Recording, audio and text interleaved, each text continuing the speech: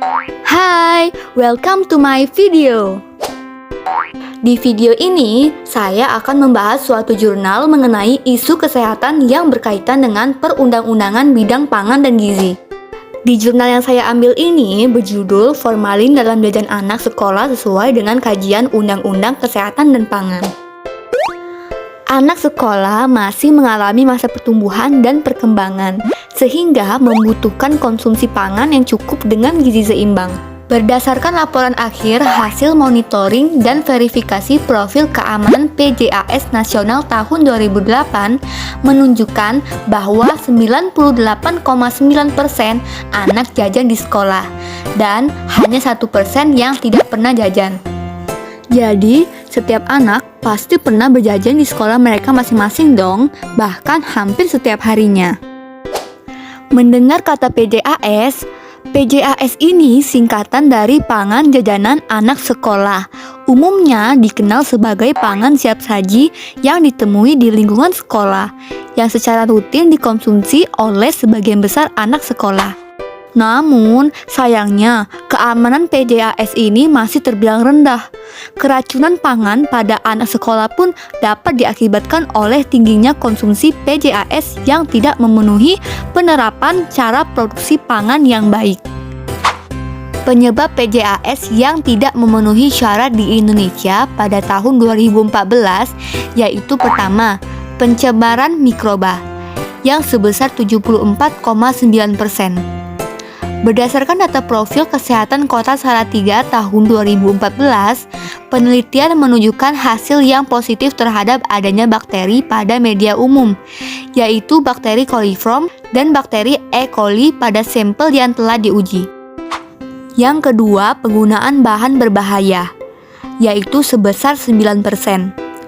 Berdasarkan wawancara yang dilakukan kepada bidang PSDK atau pengembangan sumber daya kesehatan Dinas Kesehatan Kota Salatiga pada tahun 2016, pemeriksaan sampel PJAS terhadap penggunaan bahan berbahaya yang dilakukan di 6 wilayah puskesmas, yaitu pemeriksaan zat pewarna makanan yang terdiri dari rodamin B methyl yellow dan formalin sebanyak 240 sampel yang didapatkan hasil mengandung rodamin B sebanyak 3,75% dan formalin sebanyak 0,42%. Dan yang terakhir, penggunaan bahan berlebihan sebesar 15,7%. Menurut Peraturan Menteri Kesehatan Nomor 722 Tahun 1988 mengenai bahan tambahan makanan yang terdiri dari antioksidan, anti kempal, pengatur keasaman, pemanis buatan, pemutih dan pematang tepung, pengumulsi, pemantap, pengental, pengawet, pengeras, pewarna, penyedap rasa dan aroma, penguat rasa, dan sekuestran. Berbicara mengenai formalin tadi, apa sih formalin itu? Formalin merupakan cairan tidak berwarna yang biasanya digunakan sebagai disinfektan, pembasmi serangga, dan pengawet yang digunakan dalam industri tekstil dan kayu. Dampak paparan formalin bagi tubuh manusia ini dapat meningkatkan keasaman darah, tarikan nafas menjadi pendek, hipotermia, juga koma atau bahkan kematian. Dari penjelasan tadi, dapat kita sadari bahwa penggunaan formalin ini sebagai bahan tambahan pangan sangatlah berbahaya. Namun akhir-akhir ini muncul di masyarakat produk-produk makanan yang ternyata menggunakan bahan formalin pada makanannya yang sebenarnya tidak layak dikonsumsi oleh manusia. Padahal kan telah terdapat perundang-undangan yang mengatur jika dilarang memakai bahan yang berbahaya. Di mana pada Undang-Undang Republik Indonesia Nomor 7 Tahun 1996 secara jelas dinyatakan pada pasal 10 ayat 1 bahwa setiap orang yang memproduksi pangan untuk diedarkan dilarang menggunakan bahan apapun sebagai bahan tambahan pangan yang dinyatakan terlarang atau melampaui ambang batas maksimal yang ditetapkan.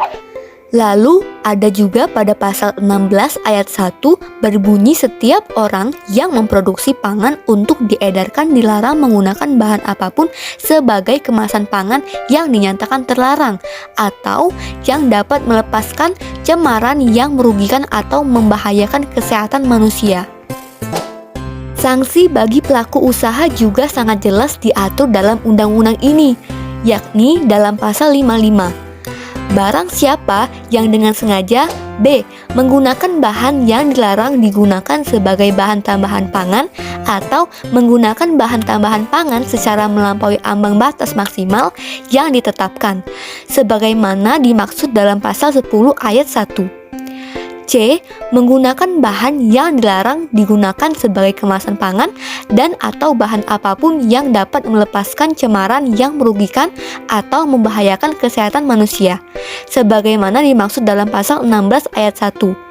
Maka dipidana dengan pidana penjara paling lama 5 tahun atau denda paling banyak 600 juta rupiah. Nah, pada pasal 56 ini berbicara mengenai kelalaian, yang sanksinya berupa pidana penjara paling lama 1 tahun atau denda paling banyak 120 juta rupiah. Lalu untuk pasal 57 ini berbicara tentang pemberatan pidana, yaitu tambahan 1/4 dari pidana pokok jika mengakibatkan menimbulkan kerugian terhadap kesehatan manusia, atau ditambah 1/3 apabila menimbulkan kematian. Wah, gak terasa nih, kita sudah berada di akhir pembahasan. Kesimpulan dari jurnal yang saya analisis ini yaitu pemakaian formalin pada jajanan sekolah merupakan tindakan pidana menurut Undang-Undang Pangan dan Undang-Undang Kesehatan. Masyarakat dapat melakukan tuntutan terhadap pelaku usaha yang melakukan tindakan pidana di bidang pangan tersebut dengan Undang-Undang Nomor 8 Tahun 1999 tentang Perlindungan Konsumen.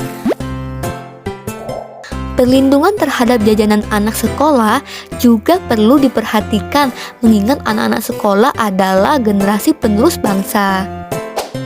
Oke, saya Raisa Akila pamit undur diri. Terima kasih semua.